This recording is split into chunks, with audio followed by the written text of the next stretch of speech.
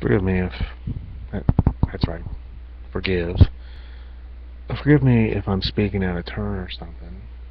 Forgive if I'm acting like it's my place to be the arbiter, well, or the one who announces our policy.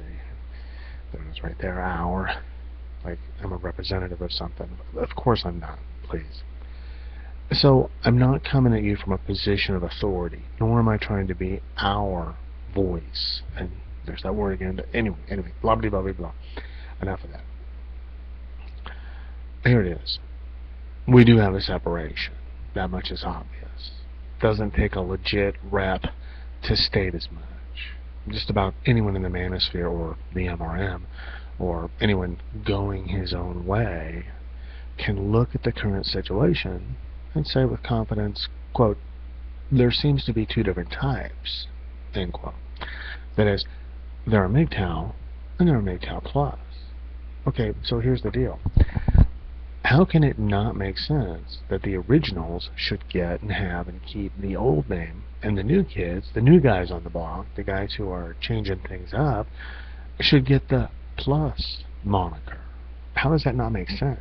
That just seems like that should go without saying. But a pretty large voice in the manosphere recently and bluntly stated exactly the opposite.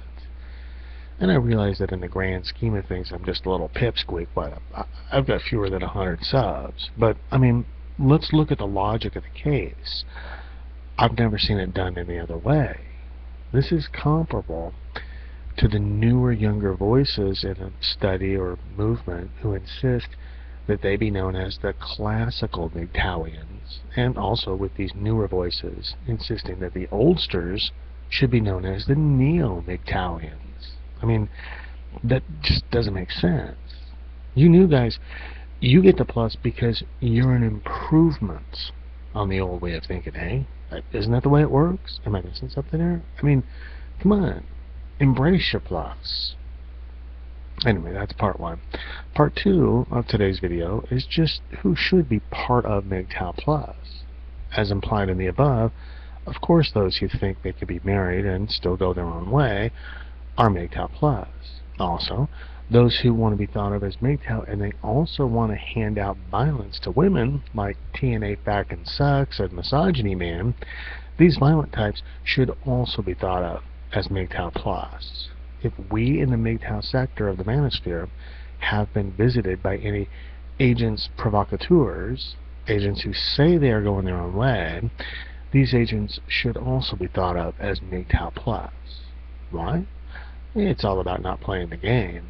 To engage with women in the way that TNA fucking sucks has suggested more than once, in other words violently, is to play right into their hands. Anyway, like I started this off with, I'm not the sole determiner of how we end up acting and or who gets what label. I'm just giving you my opinion in this here video.